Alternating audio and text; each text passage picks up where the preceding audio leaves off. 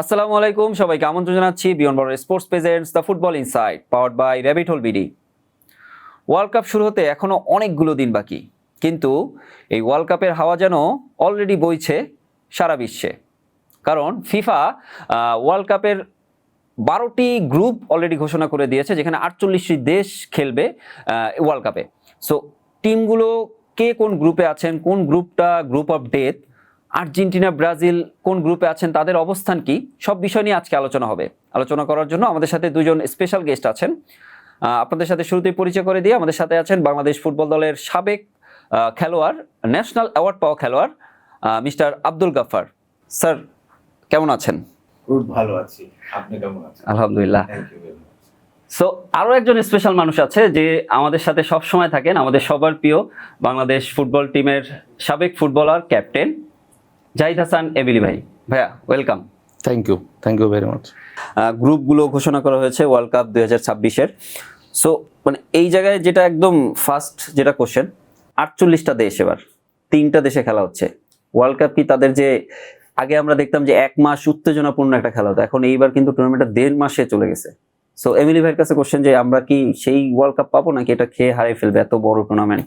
না, খেয়ে হারানোর কোনো সুযোগ নেই। হ্যাঁ, আমার মনে হয় যে এবার ওয়ার্ল্ড কাপ আরো বেশি এক্সাইটমেন্ট হবে। আমি আপনাকে বলে দিলাম, কারণ যে 3টা ন্যাশনে খেলা হচ্ছে, অনেকে হয়তো ধরে নিচ্ছে যে ইউএস এবং কানাডা ফুটবল ন্যাশন না, মেক্সিকো ফুটবল ন্যাশন। মেক্সিকো তো মানে সারা বছরই ফুটবল উন্মাদনা লেগে থাকে, বাট ওয়ার্ল্ড কাপ ইজ মানে ডিফারেন্ট স্টেজ। এটাকে বলা হয় the greatest shows on the earth. এটা এমনি এমনি নাম হয় নাই। এটা আপনি দেখবেন, আমার কাছে মনে হয় যে মানুষ আরো অ্যাট্রাকশন বাড়বে, বিকজ আমরা ওয়ার্ল্ড কাপ 1 মাসে শেষ হয়ে গেলে আমরা কিন্তু তখন আফসোস করি আরো যদি কয়দিন থাকতো।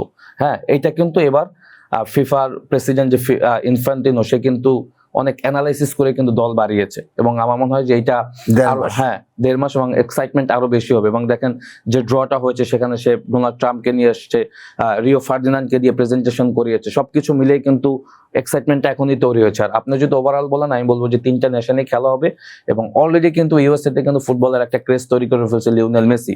এগুলি কিন্তু পূর্ব প্ল্যান। হ্যাঁ, এগুলি কিন্তু আমরা যদি বলি যে এটা ইউএসএ তে কেন ওয়ার্ল্ড কাপে, বিকজ মেসিকে ইন্টার মায়ামিতে নেওয়া, মেসি ওখানকার এমএলএস কে জনপ্রিয় করা, এটা কিন্তু ওয়ার্ল্ড কাপকে কেন্দ্র করে কিন্তু প্ল্যানিং গুলি কিন্তু অনেক দূর হয়ে আসছে। তো সুতরাং আমি বলবো যে আপনি যেটা বলছেন এটা একদমই না। আমার মনে হয় যে ওয়ার্ল্ড কাপের এক্সাইটমেন্ট আরো দ্বিগুণ বেড়ে যাবে এবার, কারণ মানুষ ওয়ার্ল্ড কাপের খেলা দেখে 4 বছর পর হয়। 48টা দেশ, সবসময় 8টা গ্রুপ হতে বা 12টা গ্রুপে খেলা হবে, অনেক এক্সাইটমেন্ট আছে। নতুন কিছু দেশ আসছে, এশিয়া থেকে এবার 8টা দেশ খেলার সুযোগ রয়েছে, 7টা অলরেডি কোয়ালিফাই করে ফেলেছে। এখানে ইরাকেরও সুযোগ আছে, প্লে অফ যদি তারা জিততে পারে তারাও খেলবে। সুতরাং প্রত্যেকটা মহাদেশ থেকে দল বেড়েছে। কিছু দল আছে কিন্তু তারা জায়ান্ট কিলার হিসেবে খেলে, লাইক মরক্কোর কথা যদি বলেন, লাস্টবারে সেমিফাইনালিস্ট, প্রথম খেলা তারা ব্রাজিলের সাথে খেলবে। এই ধরনের ম্যাচ কিন্তু এখনই কিন্তু হাইপ তৈরি করে ফেলেছে। আর্জেন্টিনা চ্যাম্পিয়ন হতে পারবে কিনা। তো আমি বলবো যে মেসি ওয়ার্ল্ড কাপ খেলবে, রোনালদো খেলবে, এক্সাইটমেন্ট আমার কাছে মনে হয় যে আগের মতোই থাকবে, বরং আরো বাড়বে। ভাইয়া যেহেতু বললো ব্রাজিলের কথা, স্যার আপনার কাছে আসি।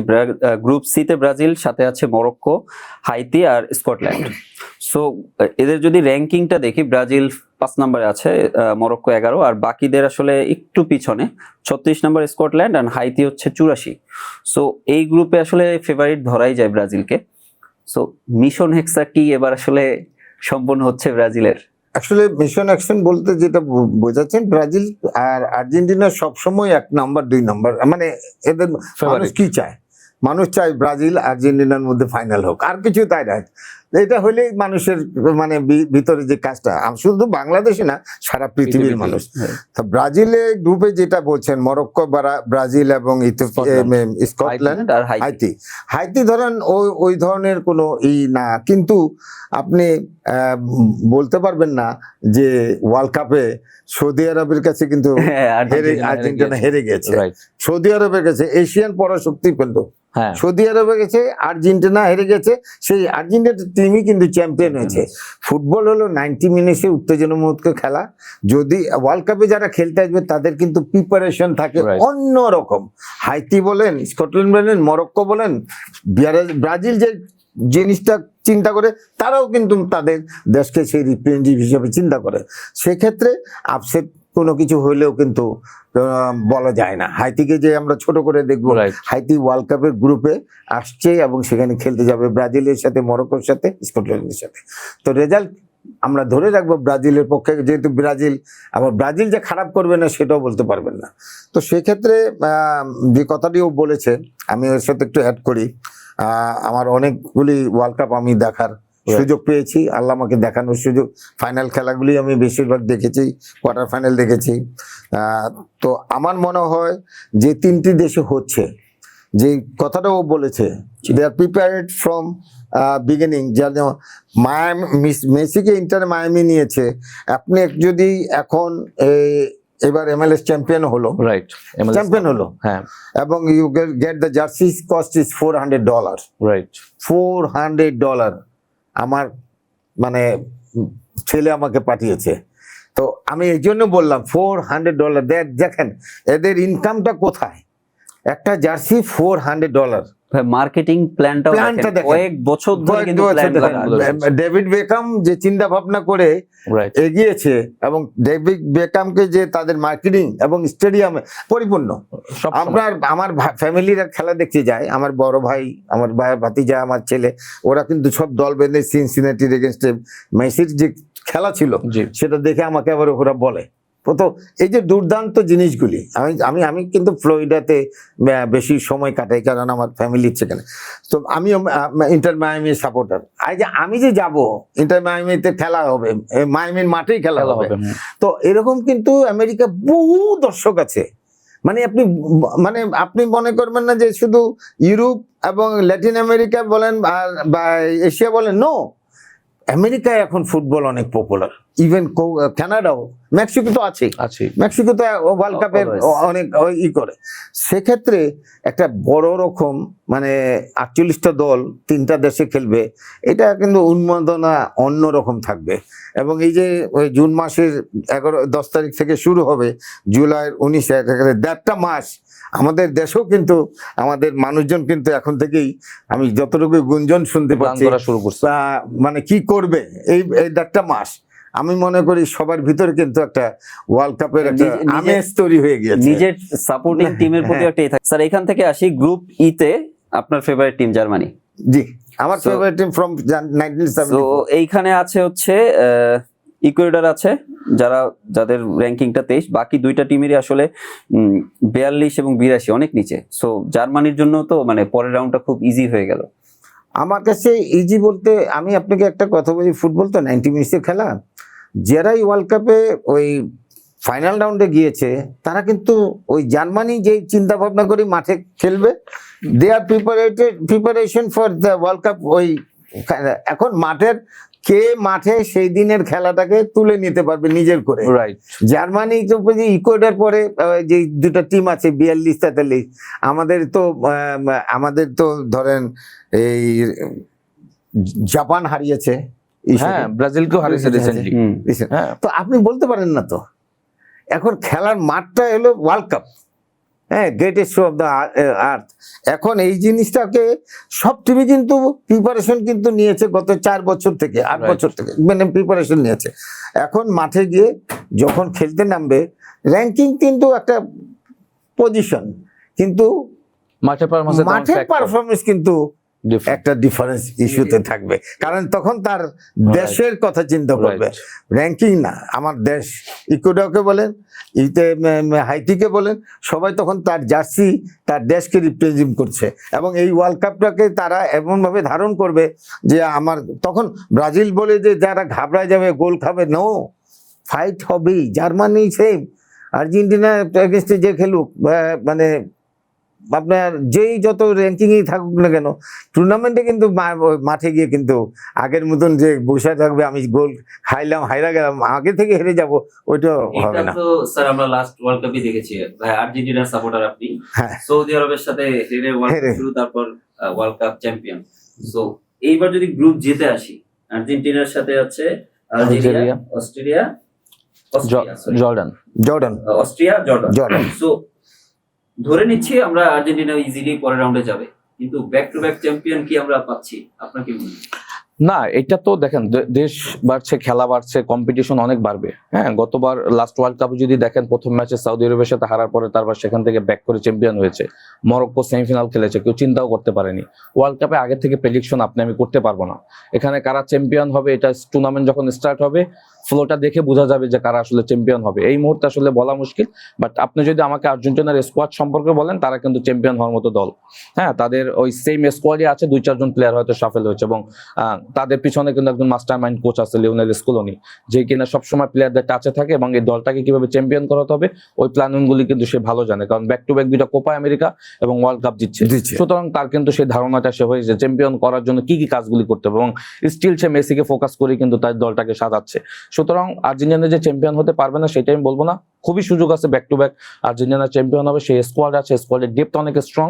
তো আমি আশা করি যে আর্জেন্টিনার শুরুটা হওয়াটা খুব ইম্পর্টেন্ট। আপনি যে গ্রুপ বলেছেন, এখানে আপনার আলজেরিয়া, জর্ডানের মতো দেশ, বাট এখানে ছোট করার কোনো ওয়ে নেই। হ্যাঁ, সুতরাং আমি বলবো যে আর্জেন্টিনাকে সতর্ক হয়ে খেলতে হবে।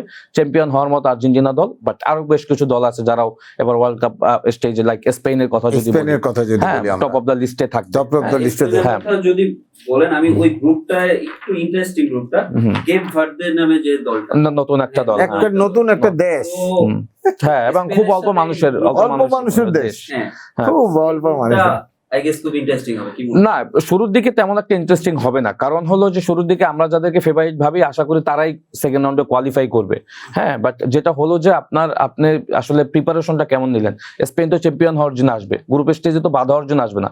ডেফিনেটলি তারা এখান থেকে সেকেন্ড রাউন্ডে যাবে, তারপর কোয়ার্টার ফাইনাল, সেমিফাইনাল, ফাইনাল খেলবে। আমি একটু এখানে বলে রাখি যে এখন কিন্তু 48টা দল আছে, রাইট। 48টা দলে থেকে কিন্তু 32টা দলে আসবে। কারণ আপনি 16টা 32টা দলে আসলে সেখান থেকে 8টা দলকে কিন্তু টপ, এই 24টা দল তো এমনি আসবে, Right. 8টা দলকে নিবে third best best three, best third. তো 8টা দলকে যখন নিবে, নেওয়ার পরে হবে 32টা দল। 32টা দলটাই তখন that is a game is start, that is knock out.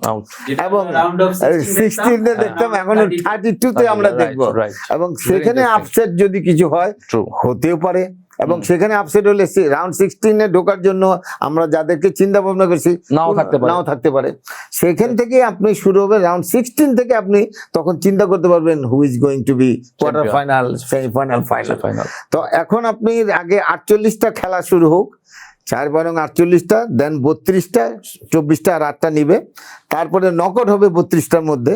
এই 32টা নকআউটে কিন্তু ভেরি টাফ বলা, এবং ভেরি টাফ বলা এই জন্য নকআউটটা খুব, নকআউট মানে সে বাদ হয়ে যাবে। এত দূর আসার পরে যদি 16তে যদি না যেতে পারি, nothing to help, nothing to help. Knockout জায়গা থেকে ভাই, আপনার ওই জায়গা থেকে আসি। মেসি তো এখন আসলে বয়স হয়ে গিয়েছে, হয়তো 90 মিনিট সবগুলো ম্যাচ খেলতে পারবে না। দুইটা কোশ্চেন এখানে আমার আপনার কাছে, যে গ্রুপ স্টেজে সহজ ম্যাচগুলো কি মেসিকে না রেখে টিম সাজানোর প্ল্যান করতে পারে স্কলানি? আর একটা বিষয় হচ্ছে, মেসি রোনালদোর রাউন্ড অফ 32-তে মনে হয় মুখোমুখি হওয়ার একটা সুযোগ আছে। এরকম একটা ম্যাচ কি আমরা দেখতে পারবো? হওয়ার সম্ভাবনা এটা খুবই পসিবল, এবং আমার মনে হয় যে গ্রুপ থেকে তারা কোয়ালিফাই করছে, এখান থেকে কিন্তু আর্জেন্টিনা এবং পর্তুগালকে কিন্তু আমরা নেক্সট 32-তে দেখার একটা পসিবিলিটি রয়েছে। আর আপনি যেটা বলছেন যে মেসিকে গ্রুপ স্টেজে সুযোগ দিবি কিনা, মেসি আমার মনে হয় যে প্রথম থেকেই শুরু করবে, কারণ টুর্নামেন্ট এখানে আসলে টিম কম্বিনেশনের একটা ব্যাপার রয়েছে। কাউকে অ্যাবসেন্স থেকে টিম কম্বিনেশন কখনোই স্কুলে চাইবো না এখানে আপস অ্যান্ড ডাউন করতে। তো এটা তো একটা আসলে তার টিমের একটা শেষ বড় সাফল্য এখানে করবে না। সে কিন্তু অলরেডি ওয়ার্ল্ড কাপ কোয়ালিফাই যে ম্যাচগুলো হচ্ছে ওখান থেকেই কিন্তু অলরেডি একটা লিস্ট করে ফেলছে, কারা কারা খেলবে, কারা কারা সাইড বেঞ্চে থাকবে, কারা রিজার্ভে গিয়ে খেলবে। সুতরাং এটা আমার মনে হয় স্কুলনে অলরেডি দ্য প্ল্যান। আর সুতরাং আমি এখানে মেসিকে কোনোভাবেই রেস্ট দিয়ে খেলা বা কোয়ার্টার ফাইনালের জন্য রাখা, ওয়ার্ল্ড কাপে তো আপনি প্রথম ম্যাচ হারলেই আপনি ব্যাকফুটে চলে যাবেন, তো ওইটার কোনো সুযোগ নেই। আমার মনে হয় সে শুরু থেকে স্টার্ট করবে। হ্যাঁ, বাট মেসি যেটা হয় যে আপনি দেখেন যে ইন্টার মায়ামিতে এবং ওয়ার্ল্ড কাপ কোয়ালিফাই ম্যাচে সে কিন্তু অনেক ম্যাচ বেছে বেছে খেলেছে। হ্যাঁ, ওয়ার্ল্ড কাপ কোয়ালিফাই ম্যাচ যেগুলি ইম্পর্টেন্ট ছিল না সেগুলি সে খেলে নেই। ইন্টার মায়ামিতে সে যখন ইনজুরি ছিল সে রিস্ক নেয়নি। সুতরাং এগুলি তো মেসিকে ওইভাবে প্ল্যান করেই কিন্তু আমার মনে হয় স্কুলনি এখন পর্যন্ত আর্জেন্টিনার দলটাকে সাজাচ্ছে। আরো বিস্তারিত হয়তো আমরা এই ওয়ার্ল্ড কাপ নিয়ে আলোচনা করবো। ওয়ার্ল্ড কাপ আসলে আমাদের আরো স্পেশাল শো আসবে। তো আজকে আমরা এখানেই শেষ করতে চাচ্ছি। ভাইয়া আপনাদের, স্যার আপনার সময়ের জন্য থ্যাংক ইউ ভেরি মাচ। না, অনেক ভালো আলোচনা হলো। আমিও মানে এমিলিও তো ওয়ার্ল্ড কাপের সময় ওই ভীষণ ব্যস্ত থাকে, একটা মাস 1.5 মাস, আমরাও ব্যস্ততার মধ্যে থাকি। সবাই খেলা আমারও দেখার ভাগ্য আছে। আমি already final semifinal final new জার্সিতে হবে, সে ব্যবস্থা করে রেখেছে। এই ফাইনালগুলি দেখায় মানে আনন্দ, আর এর বেশি কিছু না। কিন্তু ধন্যবাদ আপনাদের দুজনকেই আপনাদের মূল্যবান সময় দেওয়ার জন্য। হোপফুলি ওয়ার্ল্ড কাপটা লাস্ট ওয়ার্ল্ড কাপের মতো খুব এক্সাইটিং হবে এবং আমরা খেলাটা উপভোগ করতে পারবো। দর্শক, ফিফা ওয়ার্ল্ড কাপ নিয়ে আজকের ডিসকাশন এখানেই শেষ। দেখা হচ্ছে নেক্সট এপিসোডে। টিল দেন, আল্লাহ হাফেজ।